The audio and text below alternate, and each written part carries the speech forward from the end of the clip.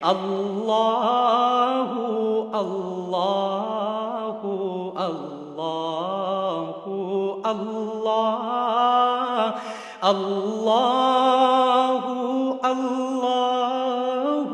اللہ اللہ الحمد للہ رب العالمین والصلاة والسلام علی حبیبہ محمد وآلہ وصحبہ اجمعین اعوذ باللہ من الشیطان الرجیم بسم اللہ الرحمن الرحیم یا ایہا الذین آمنوا اذکروا اللہ ذکرا کثیرا وسبحوہ بکرۃ واصیلا هو الذی یصلی علیکم وملائکتہ لیخرجکم من الظلمات الی النور وکان بالمؤمنین رحیما تحیتہم یوم یلقونہ سلام وأعد لهم اجرا کریما اللہم سبحانک لا علم لنا الا ما علمتنا انک انت العلیم الحکیم رب اشرح لی صدری ویسر لی امری واحلل عقدۃ من لسانی یفقہوا قولی رب زدنی علما مولا یا صلی وسلم دائما ابدا علی حبیبک خیر الخلق کلہم۔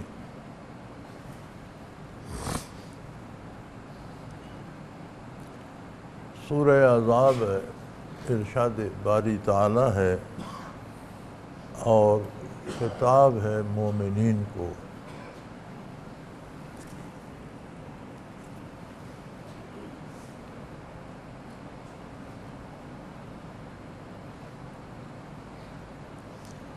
قرآن کریم میں تین طرح کے خطاب ملتے ہیں۔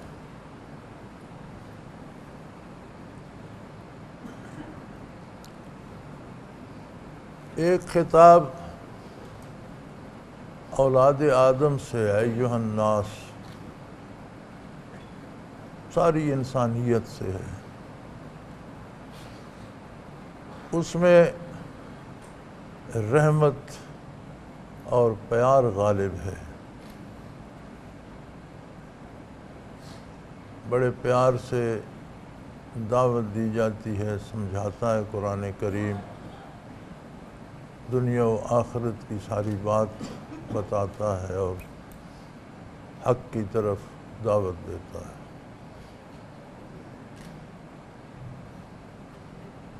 دوسرا خطاب کفار کو ہے، مشرکین و کفار سے جب خطاب ہوتا ہے تو غضب الہی کی بجلیاں کڑکتی ہیں، اس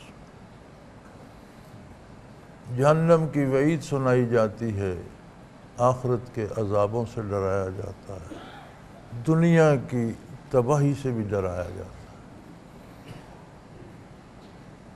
ہے، احسانات الہی کا تذکرہ ہوتا ہے اور ان کی ناشکری پر بات کی جاتی ہے۔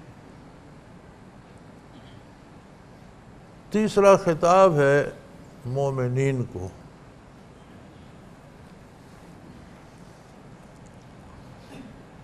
اس کو سمجھنے کے لیے سینے میں دل چاہیے اور حساس دل چاہیے، وہ دل چاہیے جس کا کوئی محبوب بھی ہو، وہ دل چاہیے جو محبت سے سرشار اور لبریز ہو۔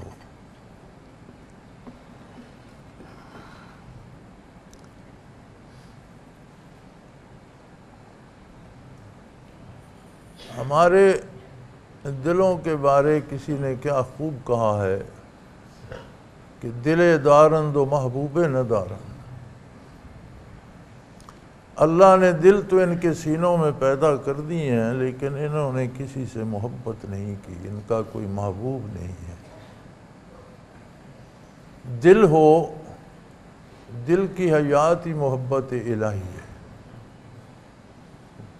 اگر کسی دل میں اللہ سے محبت نہیں ہے تو وہ زندہ نہیں ہے۔ دل ہو، اس میں محبت بھی ہو، اور محبوب رکھتا ہو اور وہ محبوب اس سے بات کرے تو یہ خطاب مومنین کو ہوتا ہے۔ نہایت پیار سے، نہایت محبت سے، اور پھر جب بات ارشاد ہوتی ہے تو حسرت ہوتی ہے کہ اللہ یہ نعمت نصیب کرے۔ یہاں خطاب مومنین سے ہے، یا ایھا الذین آمنو، وہ لوگوں جنہیں نور ایمان نصیب ہے۔ آمنو سے مراد وہ لوگ ہیں جنہوں نے نبی کریم صلی اللہ علیہ وآلہ وسلم کی دعوت کو قبول کیا۔ قبول کرنے سے مراد یہ ہے کہ جنہوں نے اطاعت کا حق ادا کر دیا۔ یہ زبانی قبول کر لینا، کلمہ پڑھ لینا اور کہہ لینا میں مسلمان ہوں، یہ آمنو کے زمرے میں نہیں آتا۔ آمنو کے زمرے میں وہ آتا ہے کمی ہونا، کمزوری رہ جانا، خطا ہو جانا، یہ تقاضائے بشریت ہیں، لیکن وہ اپنی پوری محنت حضور کے اتباع کے لیے کر رہا ہو، حلال کھانے کا اہتمام کرے، جائز طریقے سے دولت کمائے، حسن خلق رکھتا ہو، عبادات الہی، فرائض واجبات سنن ادا کرتا ہو، نوافل ادا کرتا ہو، زندگی کے ہر موڑ پر اطاعت پیغمبر صلی اللہ علیہ وآلہ وسلم کو مقدم رکھتا ہو اور اپنی بھرپور کوشش کرتا ہو حضور کی اطاعت کی، ان لوگوں سے خطاب ہے۔ یا ایھا الذین آمنو، ایمان کیا ہے؟ ایمان ایک دعویٰ ہے۔ ایک بندہ کہتا ہے میں مسلمان ہوں، یہ اس کا دعویٰ ہے۔ دعوے گواہوں سے ثابت ہوتے ہیں، شہادتیں دینا پڑتی ہیں۔ اس دعوے پر گواہ کون ہے؟ ہمارے اعمال و کردار۔ جب ہم کہتے ہیں میں مسلمان ہوں تو ہمارا کردار کیا اس کی گواہی دیتا ہے؟ ہم سچ بولتے ہیں، ہم حلال کھاتے ہیں، ہم فرائض ادا کرتے ہیں، ہم چھوٹے بڑے سے شفقت اور لحاظ کرتے ہیں، ذاتی، خاندانی، قومی، بین الاقوامی امور میں اتباع رسالت پناہی کا لحاظ رکھتے ہیں۔ تو اگر کسی دعوے کے گواہ جھوٹے ہوں، اس دعوے کو قبول نہیں کیا جاتا۔ ہم کہتے ہیں ہم مسلمان ہیں، یہ ہمارا دعویٰ ہے، ہمارا کردار، ہمارے اعمال اس پہ گواہی نہ دیں تو یہ دعویٰ ثابت نہیں ہوتا، دعویٰ ہی رہ جاتا۔ تو جنہیں اللہ نے توفیق دی ہے، جو پوری کوشش کرتے ہیں حضور اکرم صلی اللہ علیہ وسلم کے اتباع کی۔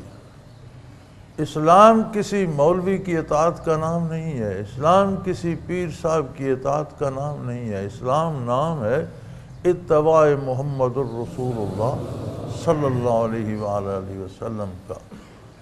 مولوی کا کام ہے کہ حضور اکرم صلی اللہ علیہ وسلم کے ارشادات امت تک پہنچائے، یہ منصب اللہ نے مولوی کو عطا کیا۔ پیر کا کام ہے کہ صرف باتیں نہ پہنچائے، جذبات پہنچائے۔ ہر بات میں، ہر جملے میں ایک کیفیت ہوتی ہے۔ ایک بندہ ایک جملہ کہتا ہے، ہم بھڑک اٹھتے ہیں، اس کا سر پھاڑنے کو دوڑتے ہیں۔ کیوں؟ اس جملے میں ایک کیفیت تھی جو ہم نے محسوس کی، ہمیں غصہ آ گیا۔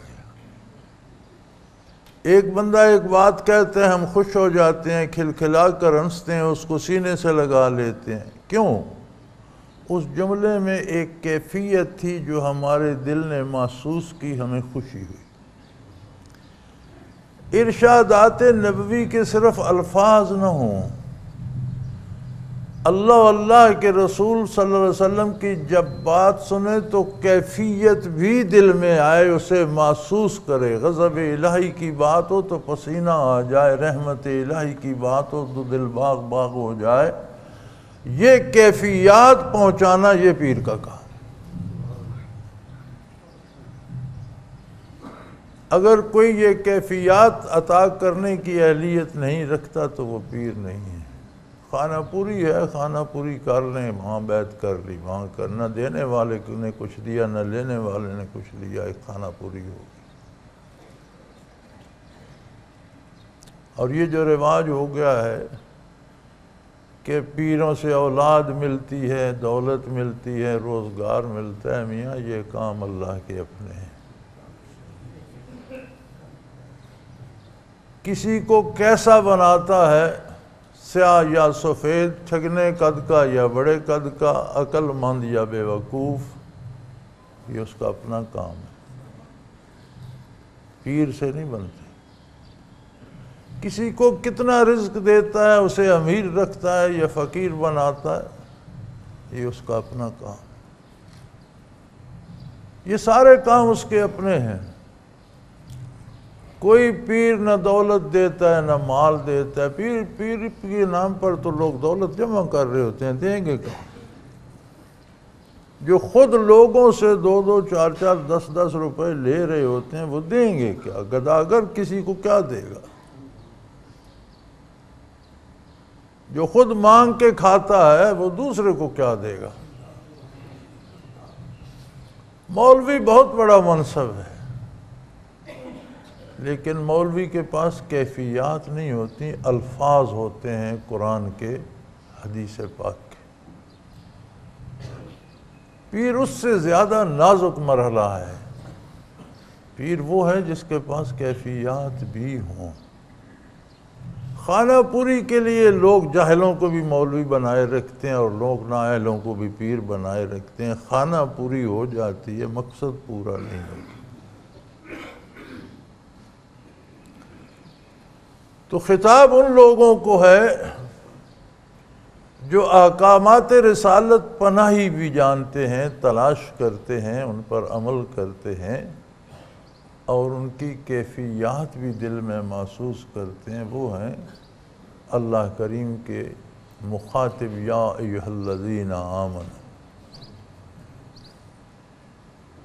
یہ تو بڑے اچھے لوگ ہیں، ان کے دل میں نور ایمان ہے، ان کو ارشادات باری تعالیٰ اور ارشادات نبی کریم صلی اللہ علیہ وسلم کا بھی علم ہے، ان کے دل میں کیفیات بھی ہیں، محسوس کرتے ہیں۔ پھر اور مزید کیا کریں؟ فرمایا اب تم اس قابل ہوئے ہو،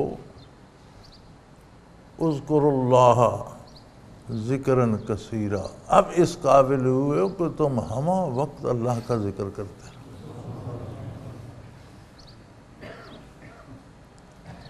گویا ذکر کیا ہے؟ ایمان اور اعمال کا پھل۔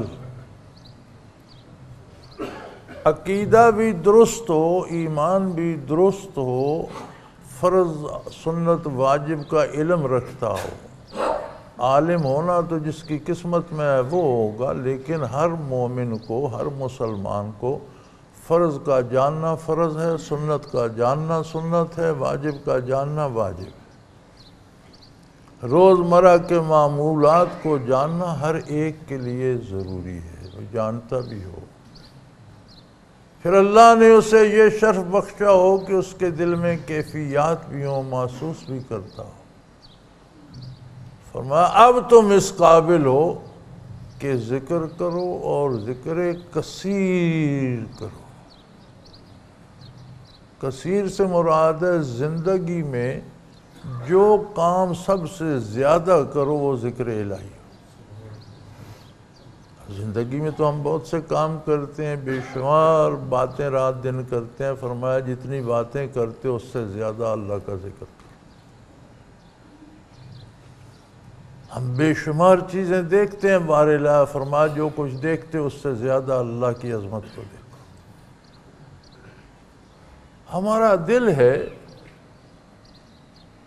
شکم مادر سے دھڑکنا شروع کرتا ہے، لبے گور تک دھڑکتا چلا جاتا ہے۔ سب سے کثیر عمل، سب سے زیادہ عمل جو انسانی زندگی میں ہوتا ہے وہ دل کی دھڑکنیں ہیں۔ فرمایا اللہ کا ذکر اس سے زیادہ کرو۔ ذکر کثیر مطلوب ہے۔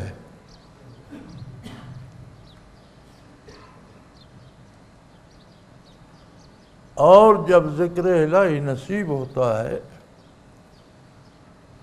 تو ایک ایک سیل وجود کا ذاکر ہو جاتا ہے۔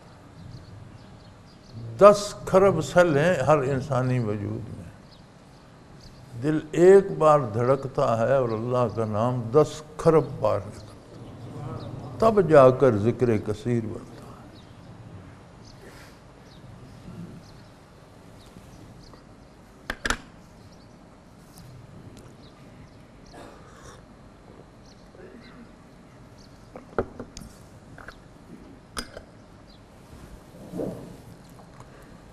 یا ایھا الذین آمنوا اذکروا اللہ ذکرا کثیرا، اے ایمان والو اللہ کا ذکر کثرت سے کرو۔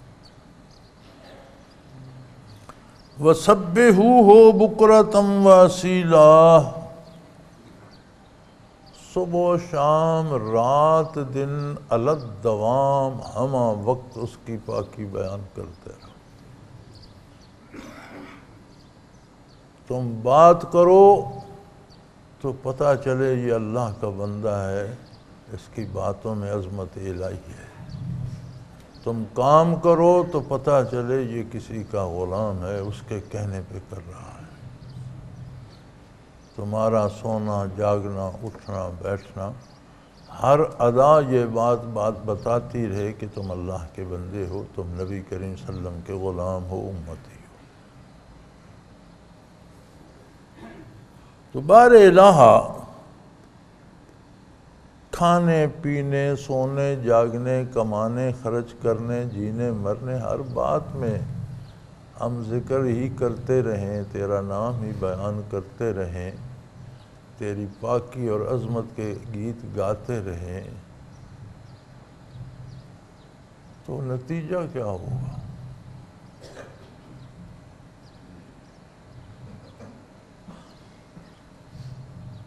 ما هو الذی یصلی علیکم وملائکتہ، وہ کریم ہے جو ہر لمحہ تم پر اپنی رحمتیں نچھاور کر رہا ہے۔ کوئی لمحہ ایسا نہیں ہے جس لمحے اس کی بارگاہ سے مومنین پر رحمتیں برس نہ رہی ہوں۔ وملائکتہ، اور اس کے سارے فرشتے، کتنے فرشتے ہیں وہ آپ ہی جانیں، زمینوں پر فضاؤں میں آسمانوں پر کہاں تک کتنے فرشتے ہیں۔ لا یعلم جنود ربک الا ہو، وہ خود ہی جانتا ہے، کوئی دوسرا گن نہیں سکتا۔ وہ سارے فرشتے بھی ہم وقت دست بدعا رہتے ہیں کہ اللہ مومنین پر رحمت نازل فرما، اور وہ خود ہم وقت رحمتیں برساتا ہی رہتا ہے۔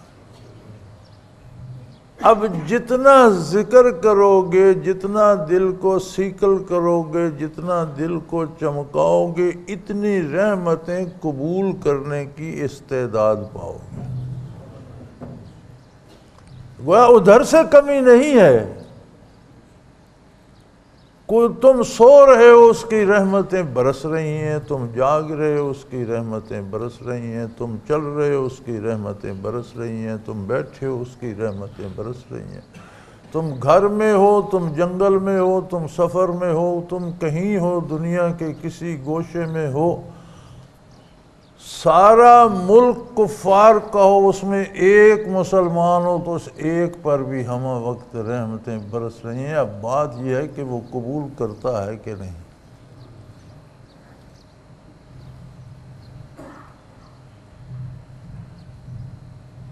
آپ بجلی کا تار لوہے سے لگاتے ہیں تو اس میں سے بجلی گزر جاتی ہے، اس میں قبول کرنے کی استعداد ہے۔ وہی تار خشک لکڑی سے لگاتے ہیں، اس سے زیادہ طاقت کی بجلی دے دو اس سے نہیں گزرتی، اس میں قبولیت کی استعداد نہیں ہے۔ ہمیں بحیثیت مسلمان جن کو اللہ سے شکوہ ہے، بے شمار مسلمان اللہ سے روٹھے بیٹھے ہیں، بے شمار مسلمانوں کو شکایت ہے ہم پر یہ مصیبت آ گئی، ہم پر وہ مصیبت آ گئی۔ انہیں سوچنا یہ چاہیے کہ اس ذات کی طرف سے تو ہمہ وقت رحمتیں برس رہی ہیں، تمہارے ہاں کمی ہے تو تم قبول نہیں کر رہے ہو۔ اگر تم مشکلات میں ہو، مصیبتوں میں ہو، پریشانیوں میں ہو تو یہ تمہاری اپنی پیدا کرنا ہے۔ ذرا اپنے عقیدے اور اپنے کردار پر غور کرو، اپنے یاد الہی کو دیکھو، اپنے دل کی دھڑکنوں کا حساب کرو، کہیں اللہ کا نام ہے؟ اگر نہیں ہے تو بارش تو برستی ہے، کھیتوں میں تو سبزے اگتے ہیں، فصلیں اگتی ہیں، پھول کھلتے ہیں، پتھروں میں چٹانوں پر کیا اگے گا؟ اگر تم نے دل کو چٹان کر لیا ہے تو دعویٰ اسلام کا کرتے رہو، دعوے پر تو عمل نہیں ہوگا، عمل تو واقعیت پر ہوگا، حقیقت پر ہوگا، جو ہے اس پر ہوگا۔ چٹان پر تمہیں برسے تو قرآن کریم کہتا ہے کہ اس پر جو تھوڑی بہت مٹی پڑی ہو وہ بھی بہا کے لے جاتا ہے، نری چٹان نکل آتی۔ وہ تو ایسا کریم ہے جو صلی علیکم ہمہ وقت، شب و روز، ہر لمحہ رحمتیں برستی رہتی ہیں۔ وَمَلَائِكَتُهُ، اور اس کے فرشتے دست بدعا رہتے ہیں۔ پھر بھی رات دن ہمہ وقت ذکر دوام کرنے کے بعد، حلال کھانے، سچ بولنے، اتباع پیغمبر کے بعد انسان کبھی بھی انتہا کو نہیں پہنچتا۔ لِيُخْرِجُهُم مِّنَ الظُّلُمَاتِ إِلَى النُّورِ، تمہارا سفر تاریکیوں سے نور کی طرف جاری رہتا ہے۔ یعنی قرب الہی کی کوئی انتہا نہیں ہے، کوئی ایسی جگہ نہیں ہے کہ آپ وہاں پہنچے اور آگے اللہ کریم بیٹھے ہیں، نہیں۔ ایک ولی اللہ، اسے بندہ اللہ ہزاروں سال زندگی بھی دے اور وہ بندہ ہزاروں سال ترقی کرتا رہے، انتہا کہیں نہیں آتی۔ وہ تبع تابعین کے جوتوں تک نہیں پہنچ سکتا، ان سے اوپر تابعین ہیں، ان سے اوپر صحابہ ہیں۔ جہاں شرف صحابیت کی انتہا ہوتی ہے وہاں سے عظمت نبوت کی ابتدا ہوتی ہے۔ تو یہ تو اوپر وہ فیصلے پڑے ہیں اربوں خربوں میلوں کے، جدھر وہ جا ہی نہیں سکتا۔ ولایت میں یہاں بعض بزرگوں نے کہا وہاں سے سلوک مکمل کر لیا، سلوک مکمل نہیں ہوتا۔ لِيُخْرِجُكُم مِّنَ الظُّلُمَاتِ إِلَى النُّورِ، یہ ہمیشہ جاری رہتا ہے، چلتا رہتا ہے، چلتا رہتا ہے، انہیں دھوکہ لگا۔ بعض حضرات نے فنا فی اللہ بقا باللہ تک مراقبات کر لی، سمجھا سلوک مکمل ہو گیا۔ ارے فنا بقا تو الف بے جیم ہے، ابجد ہے سلوک کی۔ اگر کوئی ابجد اللہ سے یا تک پڑھ لے تو کیا اس نے علم مکمل کر لیا؟ تو وسیع سمندر ہے، بحر زخار ہے، کوئی کنارہ نہیں ملتا ہے۔ تو جب تم عمل بھی شریعت پر کرو گے، اعتماد علی الرسول صلی اللہ علیہ وسلم ہوگا، پھر الدوام ذکر نصیب ہوگا، تو تمہارے دل میں وہ استعداد آئے گی کہ ہمہ وقت جو رحمتیں برس رہی ہیں انہیں قبول کرے اور اس کا سفر نیکی کی طرف جاری و ساری رہے، ظلمتوں کو چھوڑ کر روشنیوں کی طرف بڑھتا رہے۔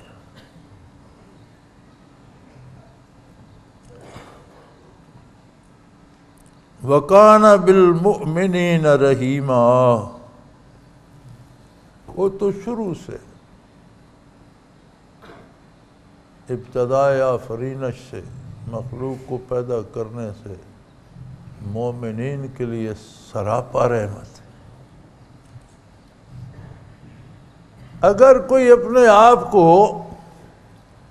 زحمت میں یا رحمت سے محروم سمجھتا ہے تو اسے سمجھ لینا چاہیے کہ وہ دائرہ مومنین سے کہیں اس کی ٹانگ بازو کوئی باہر ہے جسے تکلیف ہو رہی، چونکہ دائرہ ایمان کے اندر تو کوئی دکھ نہیں، کوئی تکلیف نہیں۔ سب سے بڑی تکلیف تو ہے نا کہ بندے کو قتل کر دیا جائے، اس کی جان زندگی چھین لی جائے، گہرے زخم لگائے جائیں، مال کا لٹ جانا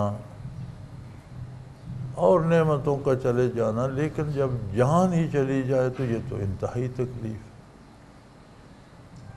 اللہ کی راہ میں جن کی جان بھی جاتی ہے انہیں تکلیف نہیں ہوتی، لذت آتی۔ کیسی عجیب بات ہے کہ حضور اکرم صلی اللہ علیہ وسلم نے فرمایا، اس کا مفہوم ہے کہ روز محشر شہداء سے جو اللہ کی راہ میں قتل ہوئے، آج کل تو جو گدے سے گر کے مر جائے اس پر بھی تختی شہید کی لگ جاتی ہے، جو اللہ کی راہ میں قتل ہوتے ہیں وہ شہید ہوتے ہیں۔ آج کل تو وقت ایسا آ گیا، پچھلے دنوں سرحد کا ایک وزیر اعلیٰ کا مشیر تھا، بیچارہ سکھ تھا، قتل ہو گیا، تو میں اخبار میں یا ٹی وی پہ کہیں دیکھ رہا تھا، اسے بھی شہید قرار دے رہے تھے۔ آج تو عمومی گمراہی کا دور ہے، جو جس کے منہ میں آتا ہے بک دیتا ہے۔ شہادت مومن کا خاصہ ہے جو اللہ کی راہ میں جان دیتا ہے، اور حضور کا ارشاد کا مفہوم عالی ہے۔ فرمایا شہداء سے اللہ کریم پوچھیں گے، بتاؤ تم کیا چاہتے ہو، مانگو جو مانگتے ہو۔ وہ کہیں گے اللہ معمور عالم کو پھر آباد کر، ہمیں وہاں زندگی دے، پھر تیری راہ میں میدان کارزار میں نکلیں اور پھر اسی طرح قتل کیے جائیں۔ ایک طرف جنت کی نعمتیں، آخرت کی لذتیں، بے انتہا نعمتیں ہیں، لیکن وہ کہتے ہیں جو مزہ قتل ہونے میں تھا وہ کچھ اور ہی تھا، ہمیں پھر وہاں بھیج۔ تو جب ایسے لوگوں پر بظاہر تکلیف بھی آتی ہے تو وہ دوسروں کو نظر آتا ہے کہ یہ دکھی ہے، اس کا دل باغ باغ ہو رہا ہوتا ہے، اس پر رحمت الہی نازل ہو رہی ہوتی ہے۔ وَكَانَ بِالْمُؤْمِنِينَ رَحِيمًا، ایمان والوں سے تو وہ ازل سے ہی رحمتیں نچھاور کرتا آ رہا ہے، آج کی بات نہیں، کل کی بات نہیں، تمہاری تخلیق سے لے کر تمہاری انتہا تک ہمہ وقت رحمتیں۔ ہاں، اس دائرہ ایمان میں داخل ہونا یہ تمہارا کام۔ ارشاد ہوتا ہے نا، یا ایھا الذین آمنوا ادخلوا فی السلم کافہ، اے ایمان والو سارے کے سارے اسلام میں داخل ہو جاؤ تاکہ سارے کے سارے رحمتیں لوٹو۔ اگر ٹانگ باہر رہ گئی، اگر بازو باہر رہ گیا، اگر آدھا دھڑ باہر رہ گیا تو باہر اس پر پتھر برسیں یا گرمی لگے یا جل جائے یا مر جائے، اس کا تو ذمہ نہیں ہے۔ اندر آ جاؤ، اندر کوئی تکلیف نہیں ہے، رحمتوں کا نزول ہو رہا ہے، ہمہ وقت ہو رہا۔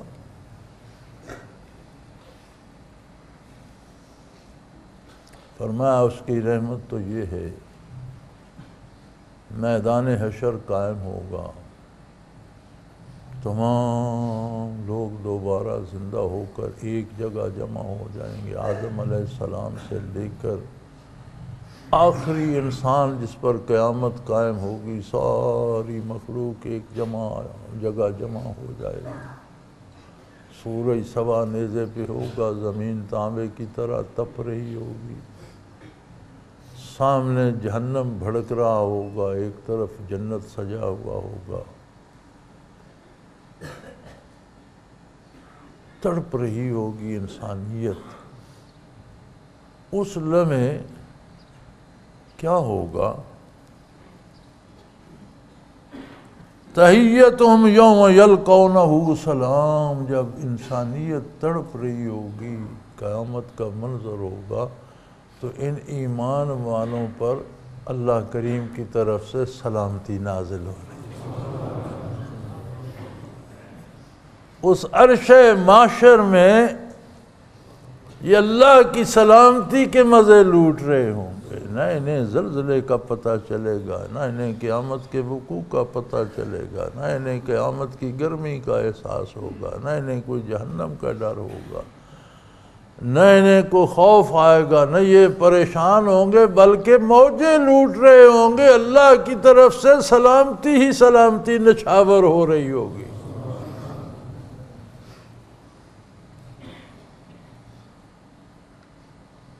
وَأَعَدَّ لَهُمْ أَجْرًا كَرِيمًا، اور اس دن ان پر تو اللہ کے انعامات نچھاور ہو۔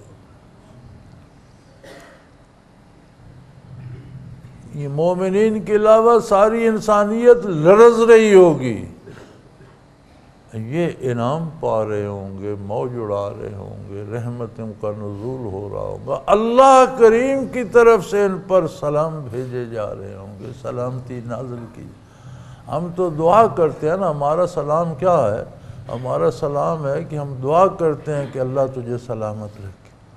اللہ کا سلام کیا ہے؟ وہ باقاعدہ سلامتی نازل فرما، وہ کسی سے مانگتا نہیں ہے، ہم تو اللہ سے مانگتے ہیں نا، السلام علیکم، اللہ آپ پر سلامتی نازل فرمائے۔ وہ مانگتا نہیں، وہ خود سلامتی نازل فرماتا ہے۔ تو فرمائے ان مومنین کو اس دن اللہ خود سلامتی نازل فرما رہے ہیں۔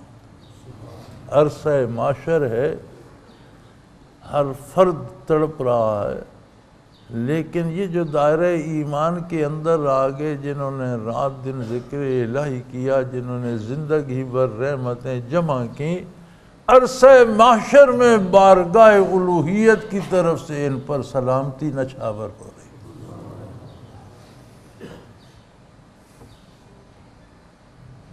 وَعَدَّ لَهُمْ أَجْرًا كَرِيمًا، اور ان کے لیے اللہ نے بہت خوبصورت انعام رکھے۔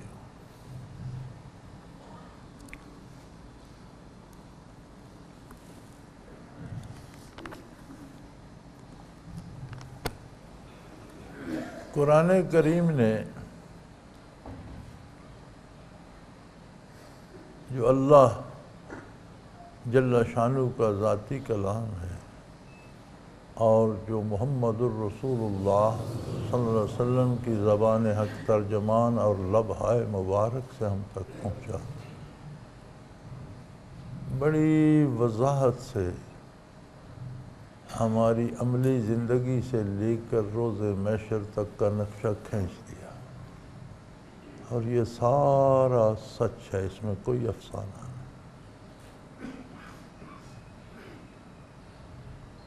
اب انتخاب ہر فرد کا اپنا ہے، وہ کیا چنتا ہے؟ دنیاوی لذات چنتا ہے، چوری ڈاکے کا مال دولت چنتا ہے، نافرمانیوں کی طرف جاتا ہے، یا اطاعت الہی اختیار کر کے رحمت عالم صلی اللہ علیہ وسلم کی زیر سایہ انعامات الہی کی طرف بڑھتا ہے۔ یہ اختیار بندے کو دیا ہے، وَهَدَيْنَاهُ السَّبِيلَ اِمَّا شَاكِرًا وَإِمَّا كَفُورًا، ہم نے دونوں راستے واضح کر دیے ہیں، جو چاہے وہ شکر کا راستہ اختیار کر، اگر کوئی ناشکری کا اختیار کرنا چاہے تو کر کے دیکھ لے، خود بگزے گا۔ وَآخِرُ دَعْوَانَا أَنِ الْحَمْدُ لِلَّهِ رَبِّ الْعَالَمِينَ۔